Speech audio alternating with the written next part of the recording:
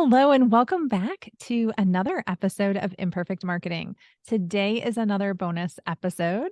Earlier in 2023, we had a special guest who is back with us today, Cawley, who is a certified professional organizer, correct? Okay, Yes. I got that right. And she is the founder of the Paper Cleanse, which is a course that I took since I interviewed her last year, and I loved it. It was life changing. Do you see the countertop behind me? Usually that was covered with paper. Now, you never saw it because I picked it all up and I would stick it in a pile down on the floor. There's only 3 pieces of paper down on the floor right now, which is impressive because it used to be like this big. If you're watching us on YouTube, it's huge, right? So it was an amazing course. I loved it. I learned so much and just a different way of thinking about things.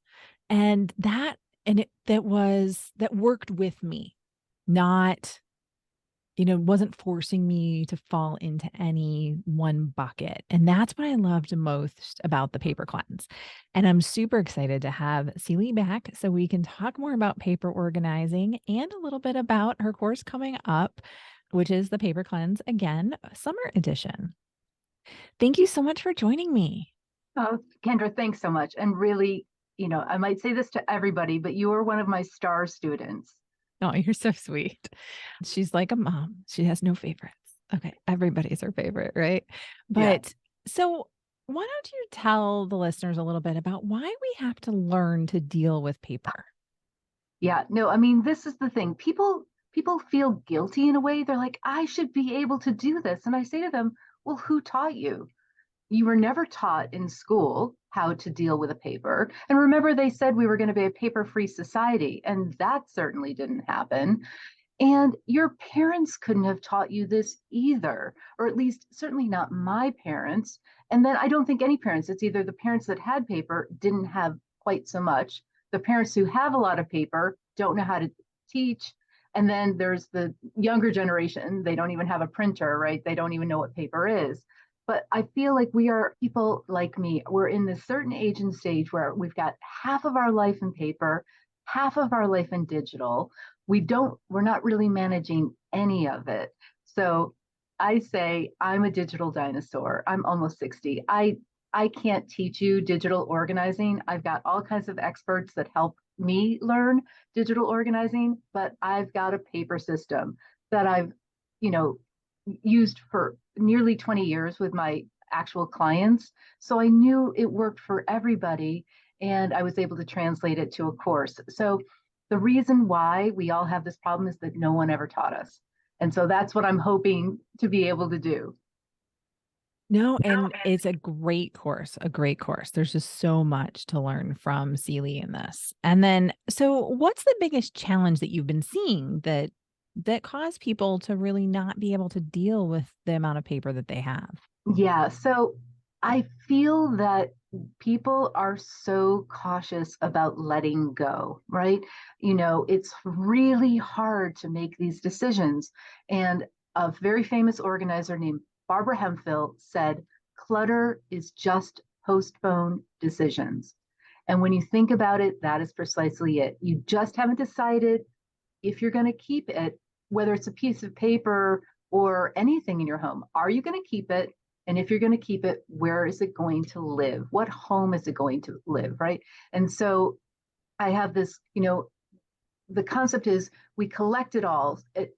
Things are hanging out, but they don't have a home. So let's give it a dedicated place to hang out until we can process it. And then let's give everything a dedicated home. So in the paper cleanse, it's a really simplistic system, but once you know what your paper is, you know exactly what to do with it and exactly where it goes. And it's fairly universal. I keep thinking one of these days somebody's going to say, what's this piece of paper? And I'll be like, oh my gosh, it doesn't fall into any of my 5 categories. But so far that's never happened because it's always going to fall into one of my 5 categories. You want to share your categories? Sure. Oh, absolutely. So I the paper cleanse is based on my copyrighted system called the Karma of Paper Management. And if you know anything about organizers, we love an acronym. So the Karma stands for KARMA, and the K is the crud, the things that you don't need. That's the first and foremost thing, right? We need to get rid of the excess. And through the paper cleanse, I teach people to ask themselves the right questions so that they can trust their own judgment, that they can get rid of something and, there's not going to be any horrible consequence, because that's what we're all worried about, right? And then really, so that really only leaves four categories of paper: your action items, active projects, A; R is reference, M is memorabilia, and the final A is archive. And one of the things that sets my method apart is that I give M, memorabilia, its own letter and its own concept. And I haven't, people talk about it in other paper systems, but they don't focus on it as much as I do. I guess I'm a sentimental person, right? But I'm not the only one. I find that, people over 40 tend to be more sentimental. People under 40, they again are more digitally savvy. A photograph is enough for them. They don't need to touch the actual ticket stub from a concert or playbill from a Broadway show. But that's not me. I don't know. What about you? So yes, I'm over 40. So therefore I love my memorabilia. I have boxes and boxes of it. And I have not gone through any of my basement stuff yet. But I did go through this past weekend two cabinets in the kitchen above the desk. Mm-hmm. And it's really one. I'm counting it as two. It makes it sound bigger because it had two doors. And so I counted that as separate That cabinets. counts as two. There you go. And then I went through it. And I mean, I found a book on benefits for a credit card I don't have. I found Christmas cards from 8 years ago that people sent to me. I found just a ton of stuff that just we didn't need anymore. And I cleaned it all out because I needed a place to put my cool organizers for my greeting card file that we put together in the course, which was pretty cool. That's fantastic. And I love that you did that, Kendra, because number one, all of that was excess. That was all crud. That was just taking up space. But what you've replaced it with is organized greeting cards. So, and this kind of comes back to the value based thing. For me, greeting cards are a great example. I really love sending a card. I love to get mail. I love to send mail. And I love that I have two greeting card boxes for every eventuality. I've gone through them. They're all cards that suit my style and my sentiment. And, just today, friends having a 20th wedding anniversary. I was at that wedding. I want to acknowledge that, right? Got out the card, put it in the mail. And it's just like, I feel like it sends out good karma into the world, right? And when it's my birthday, I get dozens of cards. It's so much fun, right? You give a little bit, you get back in tenfold. So I love that you've got a system set up for that to make it easy for you, right? You know where your Yeah. stamps are, you know where your cards are, you know where the addresses are. And that's complicated for disorganized people. Any one of those things, the envelope that belongs to the card, right? I always store them together. We like anything we can do to make it easier for us to accomplish what it is we want. So that's a great example. I'm excited for you that you did that. Well, and the thing that I loved the most, I think, about it is that you gave me permission to do one little thing.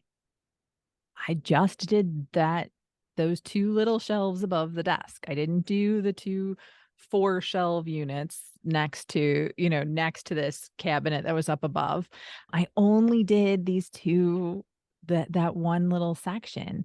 And normally I would have pulled everything out of all of them and made a huge mess, gotten overwhelmed and frustrated, and then probably shoved it all back. Mm-hmm, mm-hmm. So having permission to start small was awesome too, because, and hearing other people in the course starting small was really helpful to me too. Yeah. So one of the things I say is small progress is still progress, right? incremental progress. We had a challenge in our group we call the 10-minute triumph. And we just are saying all you need to do is 10 minutes. And it doesn't even have to be organizing, it can be planning. That's an important part of organization is time management. It could be cleaning. One person did just one shelf in her bathroom cabinet each day and took everything out, wiped it down, not the whole cabinet, just a shelf, right? Just, one shelf of shoes, one bin of sweaters. And I love that because those small incremental progress that will add up to a huge amount of progress. And we always say, well, it didn't get disorganized overnight. So unless you're hiring, like my clients used to hire me and a team of 5 to swoop in, you know, unless you're doing that kind of thing, it's not going to be effective. And I have to say that when we would do that for clients, never did it with paper because paper is so personal. But even with kitchens, I always would have to leave post-it notes because we'd be moving things around. They'd go to their silverware drawer, and that's no longer the silverware drawer because it was in the wrong place. But it's better if you can do it yourself because then the logic that you're placing, especially with paper, makes sense. So yeah, I just love that you've made so much progress, and you were wonderful with sharing before and after pictures. I also loved that the paper cleanse kind of expands, right? We start with a concept of paper, but then we did other office objects, and now people are taking the same concepts, same idea, and applying it to their shoes and their bathroom and their pantry. And I just love being able to encourage them and coach them. I've been a residential organizer for 20 years. I can tell you anything you need to know about residential organizing. But paper is just one of the things that I think is so transformative, right? If you can feel like you've got a handle on that, the confidence it gives you, you're like, I just organized all of my paper. I can do a shoe closet. It's fantastic. Well, and if you look at it too, like, so one of the things that I was struggling with was how to organize my Cricut area. So I've got a craft Yes. area where I do t-shirts, I do vinyl for mugs and things like that for a lot of the nonprofits that I work with to do things for their events. I make all of my cards now. Oh, I have them. I have one here. so They're if in you're so on the sympathy podcast, you card. might have to check out the YouTube because that was gorgeous, Kendra. Thank you. So I love being able to, create something on demand if I don't have it. And I actually know where everything is now. It's not overflowing in some random area. So Celie was able to help me identify something for me to purchase that was going to organize things a lot better and fit my needs because there's not a lot of things that fit 12 by 12 sheets of paper. And that's what And you need but minimum for these so things. I love that so we had the practical solution, right? We sourced the right drawer that fit in the space that looked nice aesthetically.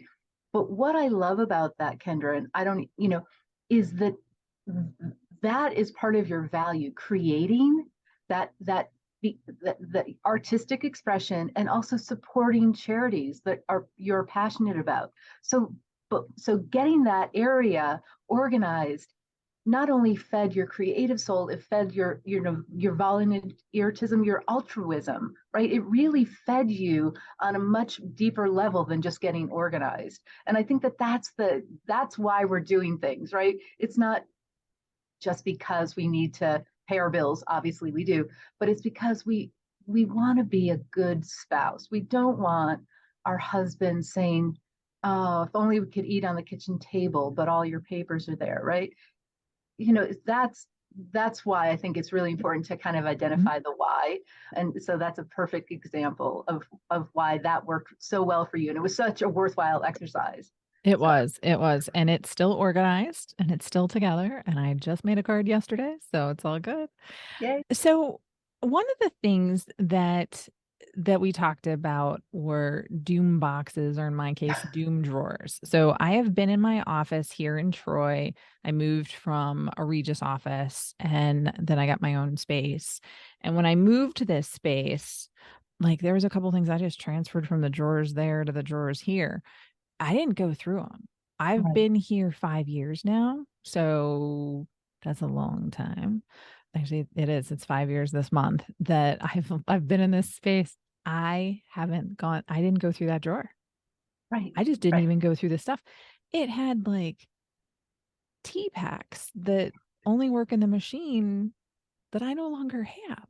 So it's right. like, okay, well, that's garbage. So, I'm very cognizant of trying not to create waste whenever possible, but I just put that off. So talk to me about your experience with doom boxes and what a doom box is. Absolutely. So DOOM is DOOM, and it stands for didn't organize, only moved. So your drawers, your DOOM drawers, are a great example of that. And I think this happens so often. I see this especially with people who might have changed a job, right? So it's the last day, people have a party, they just have to get the stuff, their own personal mementos, mugs, papers, things, they just throw it in a box. They get home, they're starting their next job. Yeah, yeah, I'll sort it. And then time passes. So one of the tips I always give for pretty much everything is date it, right? I came across, I had a old client because she saw I had done a Tip Tuesday about the Doom box, and she sent me a picture of hers. And, it was dated September 2017. And it was like her name to sort. And she just was like, Celie, what could possibly be in there? And I'm like, okay, now's the time, right? And I said to her, how long do you think it's going to take you to do it? Because I think this is also something we sometimes it's either one of two things. We think it's going to take so much longer than it does, or we're horrible time estimators and we think, oh, it's going to only take me 10 minutes and it takes an hour, right? So I said to her, how long do you think it's going to take to do that Doom box? And it was a big box. For those on the podcast, I'm talking like, you could put a comforter in it, full of paper and pens and all kinds of stuff. She said, I'm giving myself 2 hours. My kid's going down for a nap. My husband's out of the house. I'm like, great. 45 minutes later, she texted me and she's like, I'm done. And she factored in the time it took her to read through the memorabilia, like the cards and notes and letters of recommendation that she found. And I said, how much do you save? She said, just the memorabilia. Everything else had timed out entirely. So I think you found the same thing, right? That and then what you gained so much space, right? She got rid of a giant box. You gained two empty drawers. Like, I don't know what to put in them. Yeah. Um, so I think that that's a reward as well for finally dealing with the doom boxes. And time again, people say it didn't take as long as I thought it would because so often it has timed out. And that's why people are like, oh, I'm worried about the backlog. And I'm like, you can eventually get to the backlog, but let's dial in with what's coming in, what's on your desk right now, what tasks aren't getting taken care of, projects that you're falling behind on, whether it's personal or business, you, we work, whatever it is, we need to keep up. So I never worry about the backlog. People always ask about that. I'm like, we'll get to it. You'll get to it. And when you do, you're going to have the decision making, you're going to have exercised your decision making muscle so finally that you'll be able to zoom through it and no problem. So So two things that I like that you shared. So one was getting rid of things that timed out. So one of the things that I found was that I was printing out my Amazon receipts and I was saving them. Even like, my business ones, the personal ones didn't matter. I was printing them out and saving them. But then my husband would say, "Hey, do you remember when we got this?" I would go online and search through my Amazon purchases. of I course, don't need that paper. yes, And yes. just thinking about that stuff and how I'm searching for it and how I'm going about it was one of the things that you talked about that opened my eyes to the fact that I don't need paper for paper's sake. Yeah. So stop printing out everything that I'm emailed. So no, but that's such a great example, Kendra, and I'm glad you brought it up. One of the very first questions is, how would you most easily rediscover this if you needed to? And is that going to be an electronic way, right? If it starts off electronically, but often I'll say, let's leave it electronically. Not always. Sometimes, again, I'm a paper person, but I'm also organized. So it's a lot easier for me when I go to the doctor and they print off, you know, what my cholesterol levels, my blood, my weight, my height, all of my vital things. When they print that off and hand it to me, it's so much easier for me to find that in my C. Lee medical records folder than go back through the labyrinth of their portal to try to find it. So I always say, how are you most easily going to find it? And that was a great example. You went right to your orders, searched, compost bags. Oh, there they are. That's the brand we bought. Yep, let's get some more. Yep. Yep, exactly. And then the other thing that you were talking about was that things were timing out. And I think that that's one of the things that's really insightful from you when it comes to memorabilia. How long before you look at your memorabilia? Oh, Because great you've got question. what you call a stewing box where Yeah. where it stews, right? Yeah, that's what I teach. I think because memorabilia is heart based, not head based, it's harder to make those decisions. And I like to teach that let's take our memorabilia. So here's an example, right? It's your birthday. You get a bunch of birthday cards, you put them on the mantle, you admire them for a couple of weeks. Very few people have the self discipline to take and throw away them right there. So you gather them up and you put them in your stewing spot, and it's just simply a document box, someplace that you know where they're not going to get ripped or wet or ruined. And I just let it stew. And quite honestly, I let it stew till the box is full, which can take, now that I, I mean, probably 2 or 3 years sometimes. And I just put it all there, put it all there, put it all there. And then usually as a reward, because for me going through memorabilia is a reward. Once I've done it, like a big project like maybe taxes or something paper based that I really don't want to do, then I'll reward myself by going through my memorabilia. And when enough time has passed, you can see that you don't need to save everything. And I always say, if you save everything, then nothing's special, right? You want to save the one Valentine that, where your husband, really said something beautiful versus, and, God forbid, I love my husband. We've been married over 30 years, but he sends me a card and it's got a lovely sentiment. And he's like, love you, sweetie boy. Okay, I know you love me. I don't need to save that one. But the one where he's like, oh, this year was really special because we celebrated this way, that's perhaps going to speak to me on a deeper level. I usually say to my clients, if I was working in a client's home or even with my students, you've got your box, right? And you're looking through it and you're going, oh, oh, that's the one you keep. You can see, you can feel how different, how you were like, oh my God, that's the perfect example, you know? And that's what I like to say.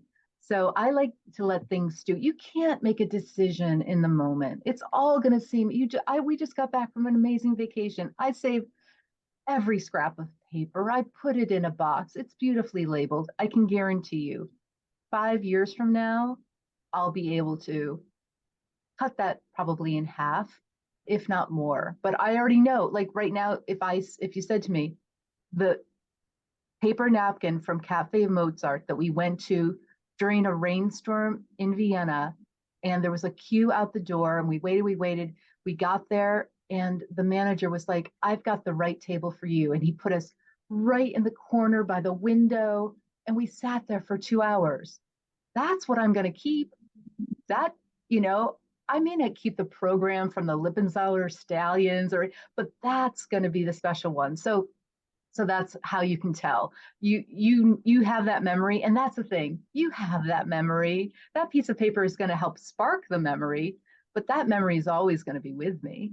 So It's fantastic. So, talk to me about the paper cleanse. You have a webinar coming up, right? And yes, how I people go do. about signing up. You got to remember Absolutely. that this is in 2023. So, listen to the dates because if it's afterwards, you're going to have to look and sign up for her wait list. Yes. Um, So I have a master class I called The Proven Path to Conquer Your Paper Clutter for Good. And I think you found that it is a long lasting solution, right? I mean, mhm.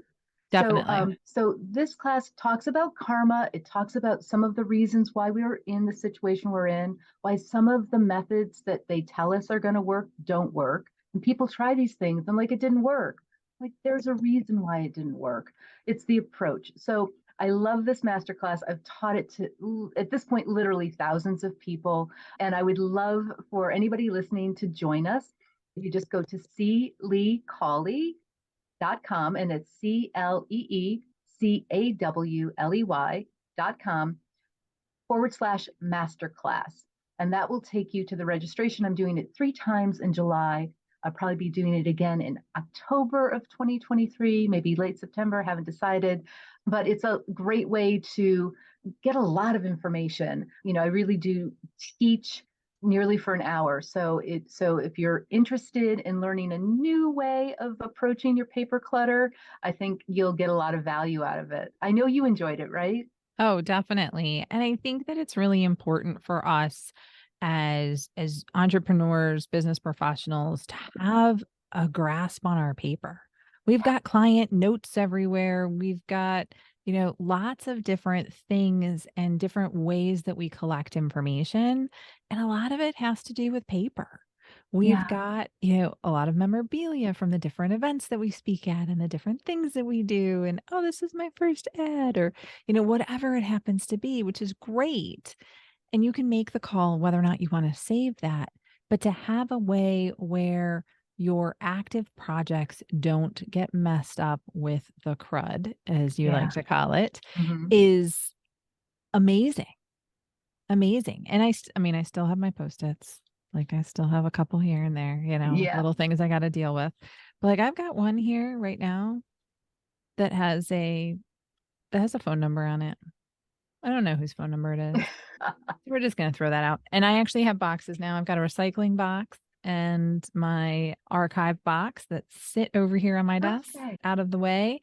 And I can just deal with things as I get them, I love which that. is huge. And it has made just such a huge impact on the shape of my office, to be honest with you. Yeah, so and I think that, you touched on that. It's that not only is your environment more attractive, right? When you walk into your office, it's a happy place. You don't look at these piles nagging at you.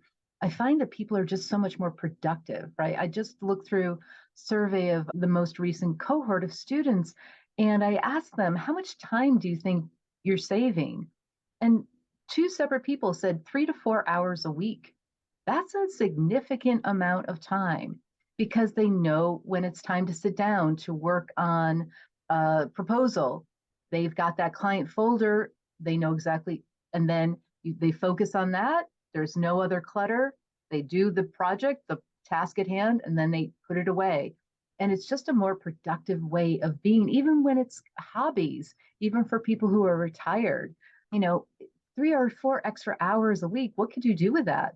You could, join a book club, volunteer, learn a language, all kinds of things, take a nap.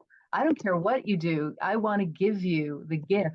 And really, you're giving yourself the gift. It's not like I'm in your house doing it for you, but I'm teaching you the skills. So, Well, and they make sense. You adjust them to people's needs when they have questions. And I think that the fact that it's adjustable, like, well, yeah, I'm struggling with this. Okay, we'll try this. yeah, Here's 7 different ways you can keep your active projects. right. And it's all of the different options and the way to put it together. And I think that that's what's so important. Yeah. We'll have a link to Celi's masterclass in the show notes. So be sure to check for that. Be sure to check it out because, we were never trained to deal with paper, the sheer amount of paper that we get. And as much as we like to, get the digital bills and, Kroger's supposedly not sending out circulators anymore, Oh, so we're getting less and less coming in. But there's still so much more that's coming in that, just from what you print out to review. Cause again, I love paper. I've been in marketing and basically I used to say my job was to kill trees. But I mean, presentations and notes from that meeting with that client and, oh, well, that's got half my to-do list on it, so how do I handle with that? And having all of these things separated into where they need to go, having a place for it, acknowledging that I needed a place for that because not everything's getting handled the first time it comes across my desk. Just it gave me so much power. I'm so much happier. I've gotten rid of a ton of stuff. I mean, boxes upon boxes of paper and junk, and I recycled, little things like that. But it again, it made a huge difference. And then who does not love office supplies? If you know me, you know I love office supplies. And Hands up. Celie gave me a whole list of office supplies I could buy. Uh, and I have all my folders over there. But again, I think there's just so much power when you overtake the paper mess. And again, I still have some papers. I still have some like little things here and there, that I don't necessarily always need. So, knowing it, going through it, just again, I think it makes a huge difference. And, I only recommend things that I know, love, and use. And that is why I asked Celie back on the podcast to talk again about paper and dealing with paper. And I think that her tips are they're things that you really truly can't live without. So if you've got a paper problem, I recommend attending her masterclass. I'll be sharing about it in social coming up here. I'll also be sharing it, of course, in the show notes with this podcast episode. So if you're looking for tips to deal with your paper mess, this is the webinar and masterclass and course for you. Thank you so much, Celie, for joining me today. I really appreciate you taking time out of your busy schedule to do this. Kendra, it's always a pleasure. Thank you for having me. And I think that there's just so much again that people can learn, as entrepreneurs, as we go through marketing. Again, it's progress, not perfection. Yep. Celie's a big fan of that too. And the more you have under control, the more you know about your projects, the more time you have to work on your business and not just in your business. And so, yes, there were quite a few people from all different walks of life in the cohort that I was in. Mhm. But again, it made a huge impact, I think, on all of us. How many countries of people have you had through the paper Oh, cleanse? I have been so blessed. And that's what's really exciting about it is that I'm able to teach something now to people that I don't just drive to or fly to. I've actually had students on 5 continents.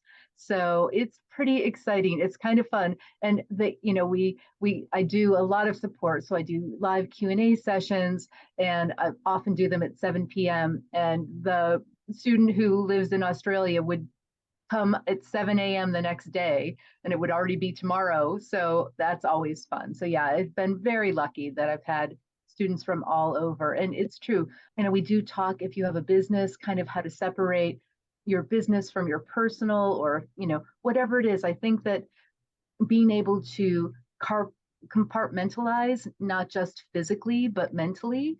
And that's why, I stand by my 5 different categories of paper because once you know what it is, you know where it goes and what to do with it. And it really takes what can be a complex idea and simplifies it. And, that's all it's about. So, yeah. Definitely. And I mean, I think I took the course back in March now, right? Is when I started. Yeah. And I can tell you that, again, I mean, it's been almost 4 months and I do not have a pile of paper. Yeah. Yeah. So the Because fact that it's lasted this long, I mean, the fact that it lasted more than a week is pretty impressive, but it's something that works and it's something that even you don't even need to think about it anymore. It just sort of automatically processes because it makes so much sense. yay, that just thrills me to hear that, Kendra. And it's true, like you get back from a vacation, 3 weeks worth of mail, things pile up, and you just carve out the time and crank it out, and there you are. You've got a place, everything's got a home, so there's no reason. You know how to make the decisions.